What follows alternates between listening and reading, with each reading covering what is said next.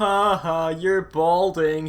Hey everybody, welcome back to more Mass Effect. I'm SlayerMathis, and last time we got off of the planet of Pharos and talked along to our crew. All 6 of them. Yeah, we have a pretty skeleton crew here. Well, the 6 important ones.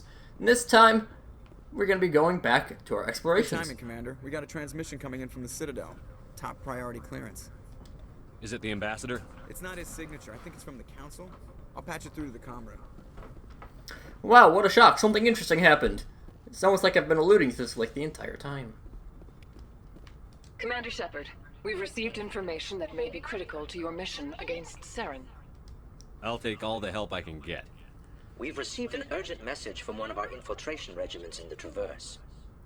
You mean spies? Spectres tend to attract attention, Commander, but they are only one arm of the Council. Special task groups are often a better option for monitoring developing situations. We currently have several infiltration units scattered throughout the border regions of Citadel space. This particular unit was gathering intel on Saren. What did they find? Unfortunately, the message we received was little more than static. The infiltration team must be in a situation where they can't set up proper interstellar communications. But the message was sent on a channel reserved for mission-critical communications. Whatever they were trying to tell us, we know it was important. Considering your interest in Saren, we thought you might want to investigate this. Find out what happened to our team. The signal originated from the planet Vermeer. I'll look into it. The Council prefers not to become involved in the specifics of Spectre activities. We only want you to be aware of all your options, including Vermeer. Good luck, Commander Shepard. We will keep you advised if we learn anything else.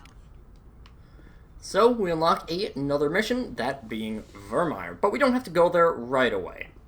We do have options on what we can do. And to that end, we'll be continuing through the Attic and Beta because there is still the Hercules system. Oh yeah, we have to undock from Pharos. Kinda forgot that we were on a planet. Oh well.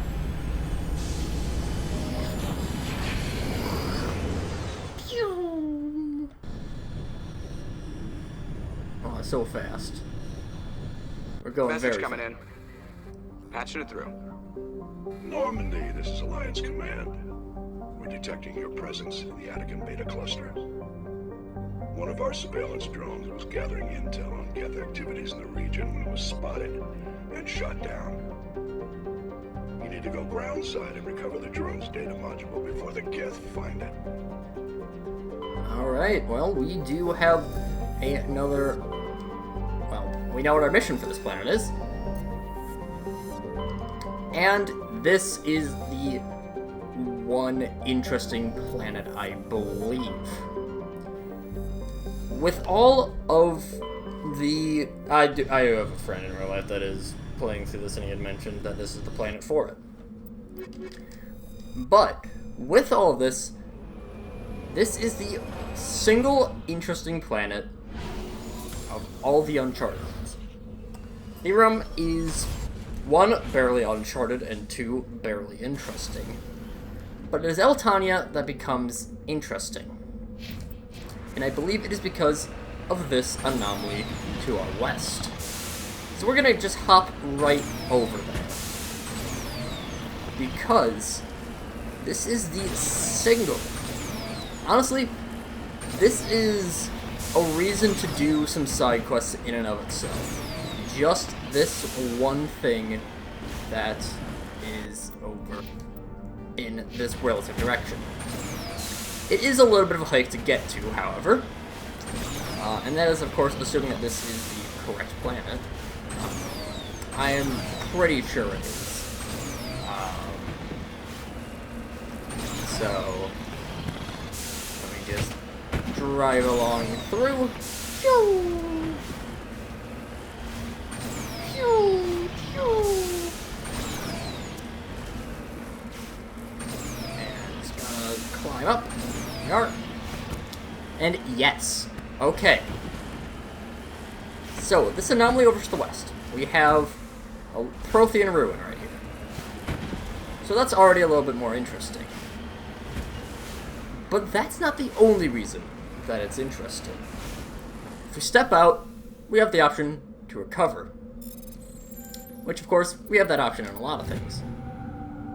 And it'll start floating.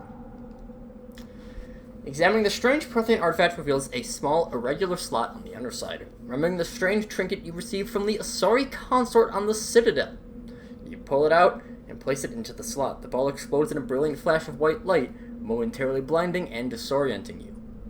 Slowly, your senses return as you wake from a deep sleep. You're alone in the forest, though you're not far from the caves you share with the others of your tribe. There is a pain and a small lump in the back of your skull, as if a chip of flint has been forced onto the surface of the skin. Leaning on your bone-tipped spear for support, you rise to your feet. A sound draws your attention upward, where a strange creature hovers above you. It's unlike the birds you hunt by the lake's edge. It has no wings, yet somehow it flies. It's a beast of shining silver, hanging motionless in the sky like a cloud. You sense it is watching you, studying you. Raising a hairy fist, you shake your spear at it in anger. The creature rises up quickly until it disappears from view. With a satisfied grunt, you make your way back to the caves and the rest of the tribe. You fall into the familiar patterns of life. The hunt for food, the struggle to claim and keep a mate, the battles against other tribes that will claim your territory. Days roll into nights and back into days. Each time you rise from sleep, there's the sensation you are not alone, that some other is with you, sharing all you see, hear, and feel. At these times, your hand goes to the strange lump at the back of your skull, and you remember the silver creature in the sky. The air grows colder, winter falls. You must range farther for food, clutching the furs tight against you to ward off the chill. It is on one of these long hunts that the strange bird returns. You hear it before you see it. Its call a deafening roar as it descends from above, swooping down on you. A single great eye opens on the underbelly, a glowing red orb. You try to run, but a finger of red light extends from the eye and engulfs you, and all goes black again. You wake an instant to find yourself on Eltania, laying on your back, the Prothean artifact looming above you, undamaged, and your companions standing over you. They help you to your feet, puzzled. There was a flash of light, you sort of toppled over, one explains. Are you okay, Shepard? The other asks. You don't answer right away, wondering at the implications of what you have seen. The memories of a Cro-Magnon hunter, captured by an implanted Prothean data recorder. How long did they study the primitive human, observing them, and analyzing the results of their base on Mars? And what, if anything, did they learn from us? I'm fine, you finally reply, realizing this is a mystery you will probably never solve. Forget about it. This is something that is never explained. At no point will you get more clarification on what this vision means. In addition, you can only see that if you have completed the Elcor's quest for Sha'ira. Again, there is very little experience to get from it. You get about 1,000 experience, and that's it. Having the trinket adds nothing else. You don't gain any more experience for having the trinket. That Prothean ruin is one of my favorite things in Mass Effect 1. It's such a weird thing, but in a good way. And honestly, it's something that really does reward you for exploring. The uncharted planets are incredibly boring, but Eltania manages to be something special. And honestly, it's one of my favorite planets in the entire series.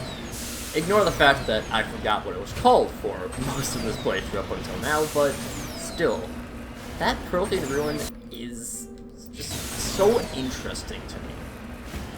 And, again, we will never have it explained to us what that means. I mean, well, as far as we know, the only explanation is, hey, you just recovered the memories of an ancient caveman. Prothean were seemingly studying a potential race to uplift, maybe? One thing that I don't recall if it's brought up in Mass Effect 1, but the Asari are very close. Well, it's mentioned by the Hanar, at least. The Prothean do have a habit of uplifting species. They did so with the Hanar, therefore becoming the Kindlers, and they've also done so with the Asari. Asari, a very religious culture, mainly around some Protheans, or at least Prothean adjacent. Again, it is something that is explained later on in the series, a little bit better, but there is some tie-ins between the Asari and in between the Protheans. So clearly the Protheans were investigating potential intelligent life in the galaxy. Obviously, again, Hanar and the humans, as from right here. There was a Prothean ruin on Mars, and this, whoever it was, that was kidnapped by this Prothean ship, for some reason, their data was implanted into this machine, into this artifact on a random planet light years away from Earth. Again, I love this planet so much. And there's another reason why it's interesting. This is the surveillance drone, but where's the data module? Monkey-like creature seems to have made off Guess we're with the doing this data the hard module. way. So yes. Another reason why this planet is fun is that we have to go chase down some monkeys. After investigating that, there will be a number of new known places for monkey colonies. Altania is such a fun planet. It almost makes up for every other Uncharted planet being incredibly boring. Heading to position. Not quite, but almost. It almost makes up for it. Pick up some gold, and oh my lord, that's a lot of money. And I know I said I would do, well, I didn't directly say it, but I implied that I would be doing Vermeer next. I think I'm actually going to return to the Citadel first. We are free to do so. I'm gonna hop there, do the side quests there, and take care of mainly getting our Spectre weapons. We should be able to afford at least the pistol. We have so much money. Monkeys. Monkey doesn't have the module. Doesn't have the module. Just gotta go run around, search all the monkeys. I think you also can just shoot them. Now, these monkeys are also actually kind of interesting in their own right for a different reason. These monkeys are known as Pyjaks. Personally, I would have just thrown a rock at him. Remind me to stay on your good side,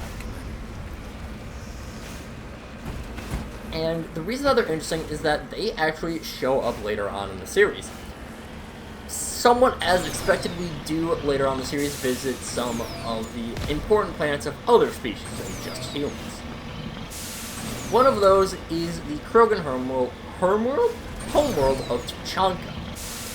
On Tuchanka, there is a large infestation of Pyjaks, who are native to Altania. I believe they're native to Altania, at least. We'd go with... I think they'd probably show up in... Yeah, I think it would show up in Mass Effect 2's codex. Because Mass Effect 2 was first time to go to Tuchanka. Yes, Elatania is such a fun planet. And I find Elatania way more interesting than Therum. Therum is incredibly boring. Yes, sir. There's nothing that really happens on Therum. There's no story really with it. The most of interest is the fact that you can glitch the system a bit, but especially in Legendary Edition, you can get the Mako in an area it's not supposed to be in. That's about the most interesting that Therum is. You know, Elatania just has this fun little thing. It's tedious that you have to investigate. I don't think it's actually all of them that you investigate. I think it's just, I believe just this one, I want to say, is the only one you have to go to. I think that's at least the one where the data module is at.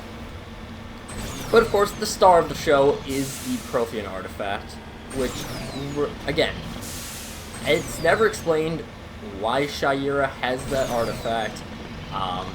Never explained why exactly she gives it to you for helping the Elf Corps of all people, and because that's not related to Septimus, that is just for the Elf Corps. Which I guess is related to Septimus, but it's a side thing past that. Yeah, I love Elatonia so much. It's such a fun planet. And okay, that is the thing we already investigated. The crashed probe. And again, I think it's this one that we have to go to. Also, that thing must have been stolen a while ago if it's this one. Doesn't have the module. Doesn't have the module.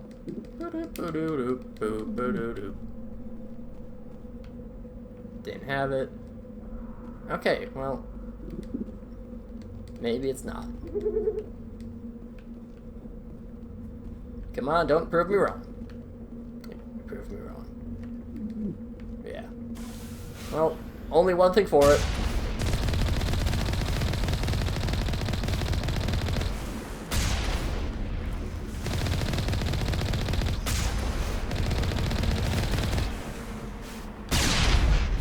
They may be resistant to having our data modules, but they are not resistant to bullets and cannon fire. And also just a car in general. Screw that colony of monkeys. Yeah, I'm glad that I got to spend an entire video on Elatonia, because it is one of the most interesting things. I think Pharos is probably a little bit more interesting one, because it does have the story stuff.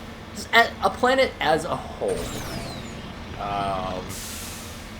Not just story implications or whatnot. Oh, that's easy.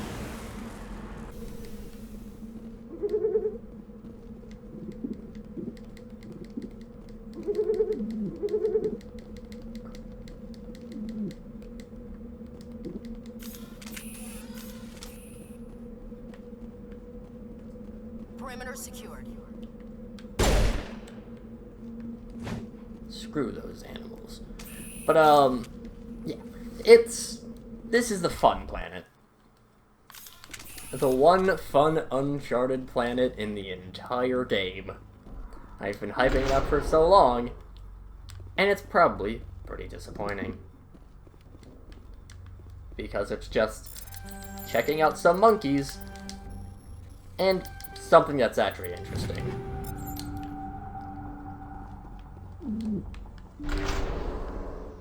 So just going through, I don't know if there's actually any combat here. I don't think there is. They mentioned that the probe was shot down by Geth, but, well, that could just be a spaceship that shot it down.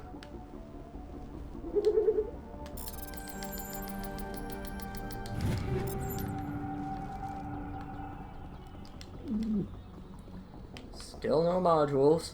We've checked every single monkey on this planet. Well, we're in the process of checking every single monkey on the planet. Still, it's impressive how it got so far in. He dropped the data module! It's a miracle the data module's still intact. Joker can transmit this info to Alliance Command. You're an accomplice.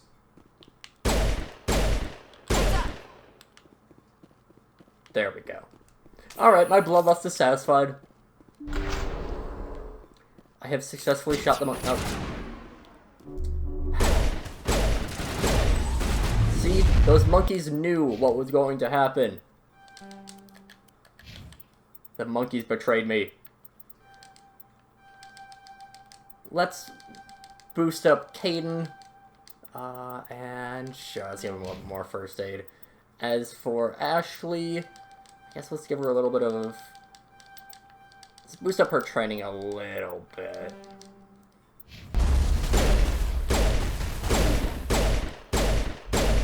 And there is a destroyer here, which unfortunately we're not going to be able to take out as well as that last destroyer. Well, not the last destroyer. One of the previous destroyers that we took out. The one where it's completely glitched out. Okay.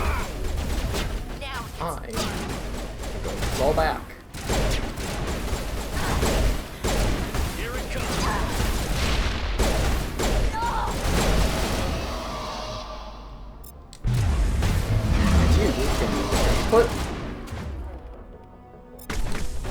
You can be thrown. Let's actually overload.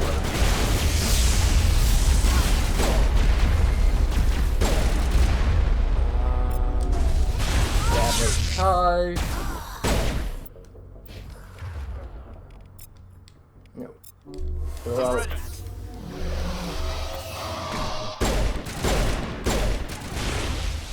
run, Shepard. Seriously, really?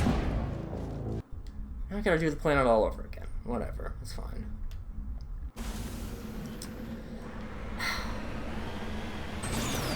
I'll just cut back to when I'm back on the Normandy.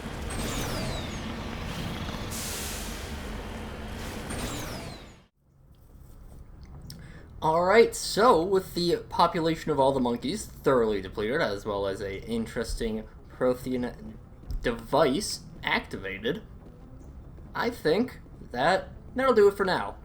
I think we're at like 17 minutes anyways. I'm at 30 minutes right now in my recording because I have to redo the planet. It is always that same monkey every time, by the way. Go into the mines, take care of that. It's fine.